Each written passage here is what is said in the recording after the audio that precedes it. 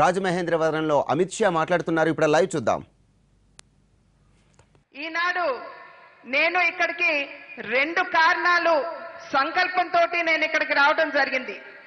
एक हमारे विरोधी प्रचार कर रहे हैं कि एनडीए सरकार ने आंध्र प्रदेश को कुछ कम दिया है। मैं मेरे साथ नरेंद्र मोदी सरकार ने आंध्र प्रदेश के लिए जो किया है उसका हिसाब लेकर आया हूं, जो आज आंध्र की जनता को देना चाहता हूं। मित्रों, ఈనాడు ఇక్కడికి రావడానికి ప్రధానమైనటువంటి కారణం, రెండు కారణాల్లో ప్రధానమైనటువంటి కారణం, ఆంధ్ర రాష్ట్రానికి భారతీయ జనతా పార్టీ నాయకత్వంలో ఉన్నటువంటి కేంద్ర ప్రభుత్వం తగు రీతిలో కావలసినటువంటి స్థాయిలో సహాయం చేయలేదు అనేటువంటి ఒక దుష్ప్రచారం జరుగుతున్నటువంటి సందర్భంలో ఈనాడు నేను నరేంద్ర మోడీ గారి నాయకత్వంలో ఉన్నటువంటి కేంద్ర ప్రభుత్వం ఆంధ్ర రాష్ట్రానికి అందించినటువంటి సహకారాన్ని వివరించి చెప్పడానికి ఇక్కడికి రావడం జరిగింది. और दूसरा, मैं आज आंध्र प्रदेश के सभी कार्यकर्ताओं का आह्वान करने के लिए आया हूं कि आंध्र प्रदेश के गांव-गांव में, बूथ-बूथ के अंदर भारतीय जनता पार्टी को पहुंचाइए और मजबूत गढ़ भारतीय जनता पार्टी का बनाइए. రెండవ కారణం, ఈనాడు ఆంధ్ర రాష్ట్రంలో ప్రతి గ్రామంలో మాత్రమే కాదు, బూత్ స్థాయిలో సైతం ఈనాడు మీరందరూ కూడా సైనికుల్లాగా పనిచేస్తూ భారతీయ జనతా పార్టీని ఆ స్థాయిలో సైతం బలోపేతం చేయడానికి మీరందరూ కూడా కృషి చేయవలసినటువంటి అవసరం ఉన్నది. मेरे सामने जो कार्यकर्ताओं का समुद्र दिखाई पड़ता है, मैं आज आह्वान करना चाहता हूं कि आज एक ऐसी शक्ति का निर्माण करिए जो लोग कहते हैं कि भारतीय जनता पार्टी उत्तर की पार्टी है, उनको मालूम पड़ जाए आंध्र की भारतीय जनता पार्टी देश में सबसे मजबूत पार्टी है. మీ ముందు ఉన్నటువంటి కర్తవ్యం ప్రస్తుతం మీరందరూ భారతీయ జనతా పార్టీని బలోపేతం చేయడానికి నడుం బిగించవలసినటువంటి అవసరం చాలా ఉంది. ఆంధ్ర రాష్ట్రంలో భారతీయ జనతా పార్టీని ఒక బలీయమైనటువంటి శక్తిగా మీరు తీర్చిదిద్దవలసినటువంటి అవసరం చాలా ఉంది. ఈ కర్తవ్యాన్ని మీరందరూ గుర్తిస్తూ భారతీయ జనతా పార్టీ బలోపేతానికి మీరందరూ కూడా నడుం బిగించవలసినటువంటి అవసరం ఉన్నది. हमारे नेता नरेंद्र मोदी जी ने नारा दिया है, देश को कांग्रेस मुक्त करना है. अगर देश को कांग्रेस मुक्त करना है तो पूरा पश्चिम, उत्तर, दक्षिण हर जगह पे कमल का झंडा और वंदे मातरम का नारा दिखाई पड़ना चाहिए. ప్రతి ఒక్కరి సంకల్పం కూడా ఈనాడు కాంగ్రెస్ లేని భారతదేశాన్ని చూడాలి అనేటువంటి ఆశతో భారతీయులందరూ కూడా ఉన్నారు. ఆ యొక్క కళని సఫలీకృతం చేయాలంటే ఉత్తరం, దక్షిణం, తూర్పు, పడమర ఎటు చూసినా కూడా భారతదేశాన్ని కాంగ్రెస్ పార్టీ బారి నుండి విముక్తిని చేస్తూ భారతీయ జనతా పార్టీ జెండాని పైలాయించవలసినటువంటి బాధ్యత ఈనాడు ప్రతి ఒక్క భారతీయ జనతా పార్టీ కార్యకర్త మీద ఉన్నది. आज हमारी पार्टी 11 सदस्यों से शुरू होने वाली पार्टी दुनिया की सबसे बड़ी पार्टी है. 11 करोड़ की सदस्यता भारतीय जनता पार्टी की है. ఈనాడు ప్రపంచంలో అతిపెద్ద పార్టీ ఏదైనా ఉన్నది అని అంటే 11 కోట్ల సభ్యులు కలిగినటువంటి భారతీయ జనతా పార్టీనే. मैं चाहता हूं कि दक्षिण के अंदर भी चुनावी युद्ध में भारतीय जनता पार्टी एक प्रमुख पार्टी उभर कर निकले और भारत के सभी हिस्सों में भारतीय जनता पार्टी का फैलाव हो. కేవలం భారతదేశంలోనే మాత్రమే కాదు, ఆంధ్ర రాష్ట్రంలో సైతం భారతీయ జనతా పార్టీ ఒక బలీయమైనటువంటి శక్తిగా ఆవిర్భవించాలి. ఇక్కడ ఒక బలంతో కూడినటువంటి ఒక భాగస్వామ్యంతో ముందుకు వెళ్ళాలి అని చెప్పి నేను అభ్యర్థిస్తున్నాను. मित्रों, हमारे विरोधी 1.5 साल से एक प्रचार कर रहे हैं कि एनडीए की सरकार और राज्य में एनडीए की सरकार, केंद्र और राज्य दोनों जगह भारतीय जनता पार्टी है, दोनों जगह एनडीए की सरकार है. और वो अपप्रचार कर रहे हैं कि एनडीए की दोनों सरकारें यहां पर विकास नहीं होने देती है. మీ అందరికీ నేను తెలియజేస్తున్నాను, అక్కడ కేంద్రంలో భారతీయ జనతా పార్టీ నాయకత్వంలో ఉన్నటువంటి ఎన్డీఏ ప్రభుత్వం అధికారంలో ఉంది. ఇక్కడ ఎన్డీఏలో భాగస్వాములైనటువంటి ప్రభుత్వం ఇక్కడ అధికారంలో ఉంది. ప్రతి ఒక్కరూ కూడా ఈనాడు ఒక రకమైనటువంటి దుష్ప్రచారం చేస్తున్నారు. అక్కడ ఎన్డీఏ అధికారంలో ఉన్నప్పుడు, ఇక్కడ ఎన్డీఏ భాగస్వామి అధికారంలో ఉన్నప్పుడు ఆంధ్ర రాష్ట్ర అభివృద్ధికి ఏమీ చేయట్లేదు అనేటువంటి దుష్ప్రచారాన్ని చేస్తున్నారు. 1.5 साल के अंदर भारतीय जनता पार्टी के नेतृत्व वाली एनडीए सरकार ने, मोदी सरकार ने आंध्र प्रदेश के लिए 1,40,000 करोड़ से ज्यादा योजनाएं दी है मित्रों। గడిచిన సంవత్సరాల కాలంలో మోడీ గారి నాయకత్వంలో ఉన్నటువంటి కేంద్ర ప్రభుత్వం, ఎన్డీఏ ప్రభుత్వం ఆంధ్ర రాష్ట్ర ప్రభుత్వానికి 1,40,00,000 పైచిలుకు సహకారాన్ని, ప్రోత్సాహకాల్ని ఆంధ్ర రాష్ట్రానికి అందివ్వడం జరిగింది. मित्रों, पोलावरम प्रोजेक्ट के लिए कांग्रेस वाले हम पर आरोप करते हैं। मैं कहना चाहता हूं कि जब एक्ट बना तब कौन था सत्ता में? कांग्रेस की सरकार थी। और पोलावरम प्रोजेक्ट के लिए जो 7 मंडल की जरूरत थी, 7 मंडल्स, अगर वो भारतीय जनता पार्टी एक्ट में अमेंडमेंट न करती तो पोलावरम प्रोजेक्ट इम्पॉसिबल था। कांग्रेस वालों को आरोप करने का कोई अधिकार नहीं है। आज पोलावरम प्रोजेक्ट होने वाला है तो नरेंद्र मोदी जी ने एक्ट में परिवर्तन किया है, इसलिए होने वाला है। మనందరికీ తెలుసు, ఆంధ్ర రాష్ట్రానికి జీవధార అని చెప్పి మనమందరం కూడా పోలవరాన్ని గుర్తిస్తున్నటువంటి సందర్భంలో మేము కాంగ్రెస్ పార్టీని మేము ప్రశ్నిస్తున్నాం. వారి అధికారంలో ఉన్నన్ని సంవత్సరాలు కూడా పోలవరం నిర్మాణంపై ఎందుకు దృష్టి సారించలేదు అని చెప్పి సభాముఖంగా నేను వారిని ప్రశ్నిస్తున్నాను. పోలవరం నిర్మాణానికి ఏదైతే 7 మండలాలు ఆంధ్ర రాష్ట్రంలో కలపవలసినటువంటి ఆవశ్యకత ఉన్నదో, ఆనాడు భారతీయ జనతా పార్టీ సహకారంతో ఆ 7 మండలాల్ని ఆంధ్ర రాష్ట్రంలో కలపడం జరిగింది అని చెప్పి నేను తెలియజేస్తున్నాను. కనుక ఖచ్చితంగా పోలవరం నిర్మాణానికి భారతీయ జనతా పార్టీ మరి అంకిత భావంతో ఉన్నది అని చెప్పి మీ అందరికీ నేను తెలియజేస్తున్నాను.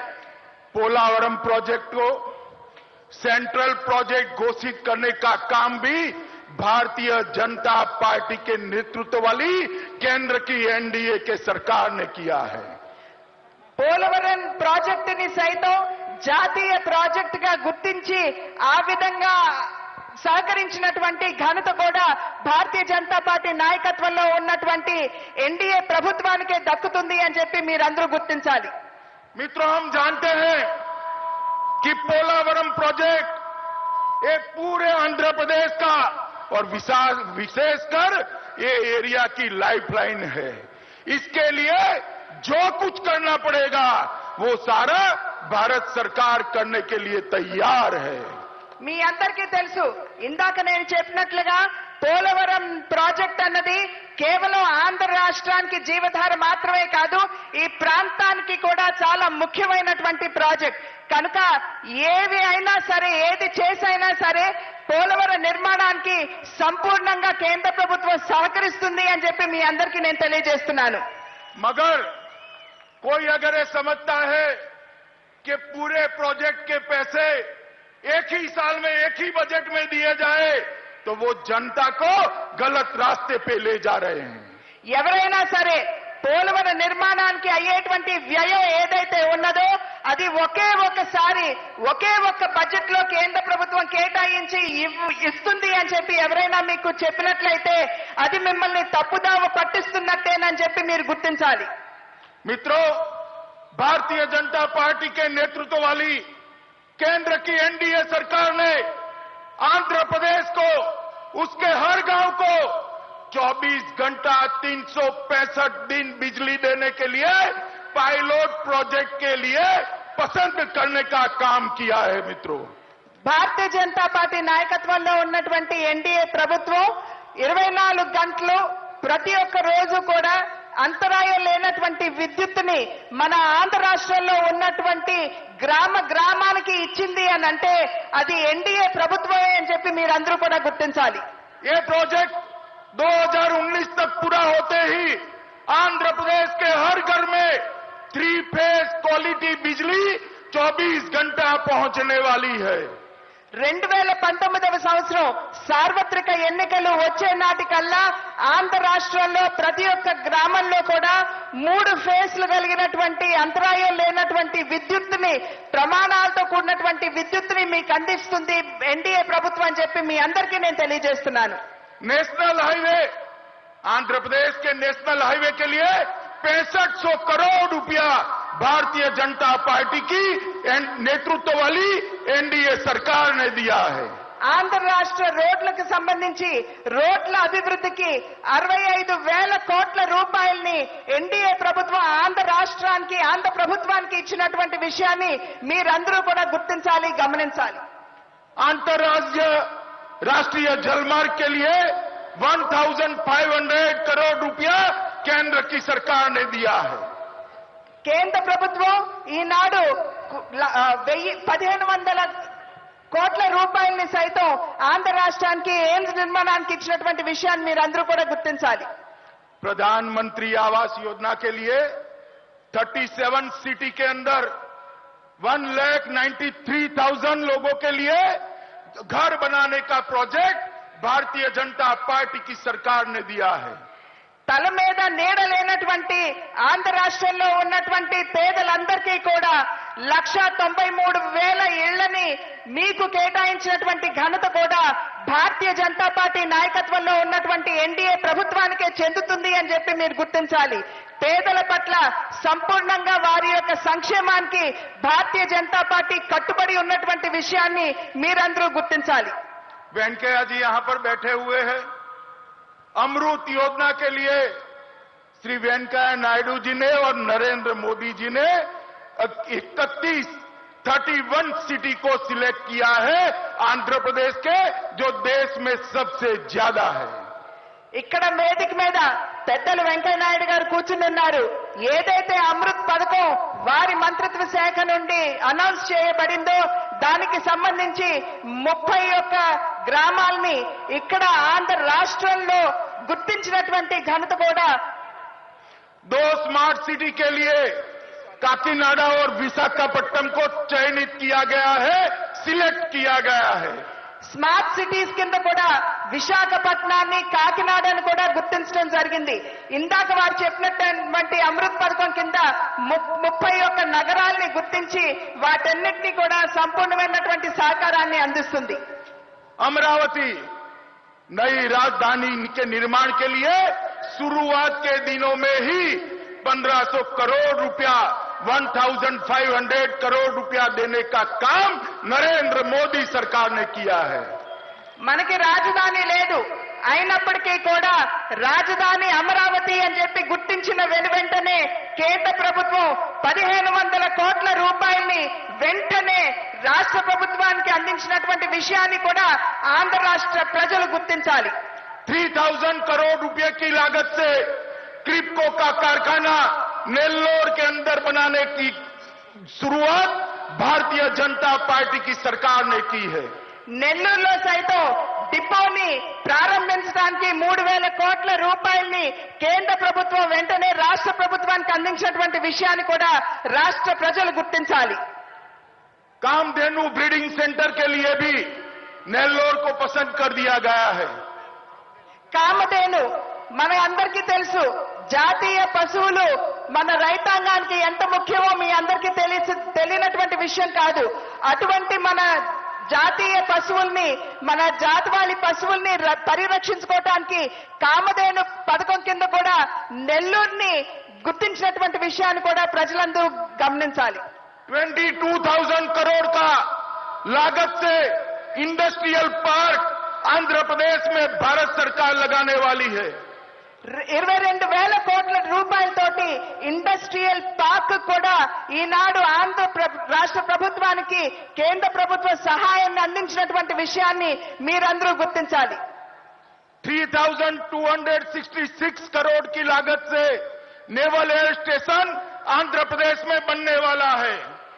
3,000 పైచిలుకు కోట్ల రూపాయలతోటి నేవీకి సంబంధించినటువంటి ఒక సంస్థ కూడా ఇక్కడ స్థాపించేటువంటి నిర్ణయం కేంద్ర ప్రభుత్వం తీసుకోవడం జరిగింది. 3,266 करोड़ की लागत से मिसाइल मैन्युफैक्चरिंग यूनिट भी आंध्र प्रदेश में बनाने का निर्णय किया गया है। 3,200 కోట్ల రూపాయలతోటి మిసైల్స్ నిర్మాణం చేసేటువంటి ఫ్యాక్టరీని సైతం ఇక్కడ ఆంధ్ర రాష్ట్రంలో స్థాపించాలి అనేటువంటి నిర్ణయం కేంద్ర ప్రభుత్వం తీసుకోవడం జరిగింది. पूरे देश भर में मिसाइल टेस्टिंग सेंटर और defence security staff training centre के लिए आंध्र प्रदेश को सिलेक्ट किया गया है। మిసైల్ టెస్టింగ్ సెంటర్ కావచ్చు లేదా సెక్యూరిటీకి సంబంధించినటువంటి ఆ సంస్థ కావచ్చు ప్రధానంగా ఆంధ్ర రాష్ట్రంలోనే స్థాపించాలి అనేటువంటి నిర్ణయం సైతం మన భారతీయ జనతా పార్టీ నాయకత్వంలో ఉన్నటువంటి కేంద్ర ప్రభుత్వం తీసుకున్నటువంటి విషయాన్ని మీరు గమనించాలి. मित्रों, महेंद्रगिरी गंटूर के अंदर 1616 करोड़ की लागत से एम्स बनने वाला है। మంగళగిరి ఏదైతే మన అమరావతికి చాలా దగ్గరగా ఉందో అక్కడ 1618 కోట్ల రూపాయలతోటి ఎయిమ్స్ ని స్థాపించాలి అనేటువంటి నిర్ణయం కూడా ఈనాడు కేంద్ర ప్రభుత్వం తీసుకోవడం మాత్రమే కాదు సంపూర్ణంగా రాష్ట్ర ప్రభుత్వానికి సహాయాన్ని అందిస్తుంది. 25,000 की लागत से एचपीसीएल की रिफाइनरी विशाखापट्टनम में बनने वाली है। 25,000 కోట్ల రూపాయలకి సంబంధించినటువంటి హెచ్పిసిఎల్ కి సంబంధించినటువంటి రిఫైనరీని విశాఖపట్నం దరిదాపుల్లో ఆ దగ్గరలోనే స్థాపించబోతున్నామని చెప్పి మీ అందరికీ తెలియజేస్తున్నాను. ट्राइबल यूनिवर्सिटी के लिए विजयनगरम को सिलेक्ट कर लिया गया है। ఏదైతే అక్కడ మనకున్నటువంటి షెడ్యూల్డ్ తెగల వారికి వారి యొక్క సంస్కృతిని కాపాడాలి అని చెప్పేటువంటి ఆలోచన మనందరిలో ఉందో ఆ యొక్క సంస్కృతిని కాపాడటానికి ట్రైబల్ యూనివర్సిటీని విజయనగరంలో స్థాపించాలి అని చెప్పి కేంద్ర ప్రభుత్వం నిర్ణయించడం జరిగింది. सेंट्रल यूनिवर्सिटी के लिए अनंतपुरम को सिलेक्ट कर लिया गया है। సెంట్రల్ యూనివర్సిటీ స్థాపనకి అనంతపురాన్ని నిర్ణయించడం జరిగింది. అక్కడ త్వరలో ఆ యొక్క పనులు కూడా ప్రారంభం కాబోతున్నాయి. पेट्रोलियम यूनिवर्सिटी के लिए विशाखापट्टनम को सिलेक्ट किया गया है। ఏదైతే విశాఖపట్నం ఉందో అక్కడ పెట్రోలియం యూనివర్సిటీస్ ని స్థాపించడానికి కేంద్ర ప్రభుత్వం నిర్ణయించడం జరిగింది అని చెప్పి మీ అందరికీ తెలియజేస్తున్నాను. आंध्र प्रदेश के लिए सीपीआर का प्रोजेक्ट अलग से मंजूर कर लिया गया है। ఆంధ్ర రాష్ట్రానికి సంబంధించినంత వరకు సిపిఆర్ ప్రాజెక్ట్ ఏదైతే ఉందో దానికి ఆంధ్ర రాష్ట్రాన్ని గుర్తించడం జరిగింది అని చెప్పి మీ అందరికీ నేను తెలియజేస్తున్నాను. और ये पूरी सूची अगर पूरा लिस्ट मैं पढ़ने जाऊंगा तो 7 दिन तक और कोई बात आपके साथ नहीं कर पाऊंगा। इतनी बड़ी सूची है। मैं आज प्रेस के माध्यम से पूरे आंध्र की जनता को वो सूची देने वाला हूं। నేను ఒకవేళ ఇలాగూ ఒక్కొక్కటి ఆంధ్ర రాష్ట్రానికి కేంద్ర ప్రభుత్వం అందించినటువంటి సహాయాన్ని నేను వివరించి చెప్పాలంటే ఒక వారం రోజుల పాటు 7 రోజుల పాటు అనర్గళంగా నేను మాట్లాడితేనే అది పరిపూర్ణం చేసుకునేటువంటి అవకాశం ఉంటుంది. కనుక నేను మీడియా ద్వారా ఏదైతే ఆంధ్ర రాష్ట్రానికి సహకారాన్ని భారతీయ జనతా పార్టీ నాయకత్వంలో ఉన్నటువంటి ఎన్డీఏ ప్రభుత్వం అందించిందో దాన్నన్నింటినీ కూడా వెల్లడిస్తానని చెప్పి మీకు తెలియజేస్తున్నాను. और मैंने तो 1.5 साल के अंदर क्या किया, भारतीय जनता पार्टी के नेतृत्व वाली नरेंद्र मोदी सरकार ने इसका हिसाब आज सार्वजनिक सभा में दिया है। और मैं चुनौती देना चाहता हूं, चैलेंज देना चाहता हूं कांग्रेस के नेताओं को कि 60 साल के अंदर आपने आंध्र प्रदेश के लिए क्या किया, इसका हिसाब आंध्र प्रदेश की जनता को दीजिए। నేను ఇవాళ మీ అందరికీ చెప్పింది కొద్ది మాత్రమే. ఇంకా వివరించి చెప్పాలంటే చాలా ఉంటుంది. ఖచ్చితంగా అది మీడియా ద్వారా మీ అందరికీ కూడా ఆంధ్ర రాష్ట్ర అభివృద్ధికి ఎన్డీఏ ప్రభుత్వం ఏం చేసిందో వాటన్నిటినీ కూడా వివరించి చెప్పడం జరుగుతుంది. ఈనాడు సభా వేదిక మీద నుండి నేను కాంగ్రెస్ పార్టీకి సవాలు విసురుతున్నాను. 60 సంవత్సరాల మీ పాలనలో మీరు ఆంధ్ర రాష్ట్రకి అభివృద్ధికి ఏం చేశారో మీరు ఇక్కడికి వచ్చి చెప్పవలసిందిగా నేను వారికి సవాలును విసురుతున్నాను. कांग्रेस ने क्या किया 60 साल में? आंध्र प्रदेश के मुख्यमंत्री को जूते उठाने के लिए मजबूर किया, पैर छूने के लिए मजबूर किया, आंध्र का अपमान किया। और ये दिन आया कि श्री एनटी रामाराव ने तेलुगु सम्मान के लिए तेलुगु देशम पार्टी की स्थापना करनी पड़ी।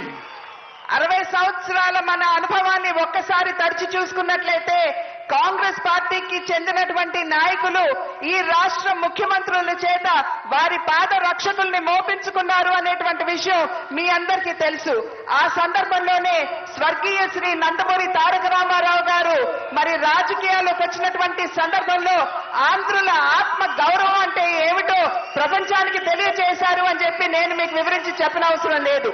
और मैं मित्रों आज आपको आश्वस्त करता हूं, आपको वचन देता हूं कि भारतीय जनता पार्टी के प्रधानमंत्री नरेंद्र मोदी की सरकार जब तक है आंध्र का गौरव हमेशा के लिए बढ़ता रहेगा, आंध्र को कोई अपमानित नहीं कर पाएगा. ఈనేడు సభా వేదిక మీద నుండి మీ అందరికీ కూడా నేను రకమైన ఆత్మస్థైర్యాన్ని ఇవ్వదలుచుకున్నాను. ఎన్డీఏ ప్రభుత్వం, భారతీయ జనతా పార్టీ నాయకత్వంలో ఉన్నటువంటి ఎన్డీఏ ప్రభుత్వం అక్కడ కేంద్రంలో అధికారంలో ఉన్నన్ని సంవత్సరాలు కూడా ఆంధ్ర రాష్ట్ర ఆత్మ గౌరవానికి, ఆంధ్రుల ఆత్మ గౌరవానికి ఎటువంటి లోటు రానివ్వనని చెప్పి నేను సభాముఖంగా శపథం చేస్తున్నాను.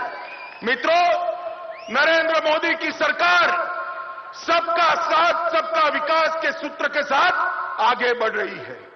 और मैं पूछना चाहता हूं कांग्रेस के मित्र को कि आप पार्लियामेंट में क्या कर रहे हैं? पार्लियामेंट बहस के लिए है या नारेबाजी के लिए? पार्लियामेंट विकास के लिए है या पॉलिटिकल स्कोर सेटल करने के लिए? पॉलिटिकल स्कोर सेटल करना है तो चुनाव के मैदान में आइए. भारतीय जनता पार्टी का कार्यकर्ता किससे डरता नहीं है, दो दो हाथ कर लेंगे. मगर पार्लियामेंट को आप विकास के लिए विकास का एक फोरम बनने दीजिए. पार्लियामेंट को देश को आगे बढ़ाने का एक फोरम बनने दीजिए. पार्लियामेंट को देश का गौरव बढ़ाने का एक फोरम बनने दीजिए. और अगर पॉलिटिक्स करनी है तो राज्य आप तय कर लीजिए. जो कहेंगे वो राज्य में भारतीय जनता पार्टी चुनौती उठाने के लिए तैयार है. భారతీయ జనతా పార్టీ నినాదం సబ్కే సాత్ సబ్కా వికాస్ అంటే అందరినీ కలుపుకుంటూ ప్రగతి పదంలో మనం నడవాలి, ప్రగతిని సాధించాలి అనేటువంటి లక్ష్యంతో మరి గత సంవత్సర కాలం నుండి కూడా పరిపాలన సాగిస్తుంది. ఈనాడు నేను కాంగ్రెస్ పార్టీని ప్రశ్నిస్తున్నాను. మన పార్లమెంటుని మీరు నడవనివ్వకుండా నిరోధిస్తున్నటువంటి సందర్భంలో మీరు దేశ ప్రగతిని నిరోధిస్తున్నారు అనేటువంటి విషయాన్ని మీరు గుర్తించాలి. ఆంధ్ర రాష్ట్ర ప్రగతిని మీరు నిరోధిస్తున్నారు అనేటువంటి విషయాన్ని మీరు గుర్తించాలి. ఏదైతే ప్రగతిని మేము భారతీయులకు అందించాలి అని చెప్పి లక్ష్యంగా పెట్టుకున్నామో దాన్ని మీరు విరోధిస్తున్నారు అనేటువంటి విషయాన్ని మీరందరూ కూడా గుర్తించాలి. ఈనాడు కాంగ్రెస్ పార్టీకి నేను సవాలు విసురుతున్నాను. మీరు ఏ రాష్ట్రమో మీరు చెప్పండి, ఆ రాష్ట్రంలో మీతో తలపట్టడానికి భారతీయ జనతా పార్టీ సన్నద్ధంగా ఉంది. ఖచ్చితంగా ఏదైనా రాజకీయంగా మనం సెటిల్ చేసుకోవాలి అని అంటే అది ఎన్నికల్లోనే చేసుకోవాలి, కానీ పార్లమెంట్ జరగకుండా నిరోధిస్తూ ప్రజలకి న్యాయంగా అందవలసినటువంటి అభివృద్ధిని, ప్రగతిని, సంక్షేమాన్ని వారికి దూరం చేయొద్దు. మీరు చెప్పండి ఎక్కడ మనం తలపడదామో భారతీయ జనతా పార్టీ ఆ సవాలును స్వీకరించడానికి సన్నద్ధంగా ఉన్నది.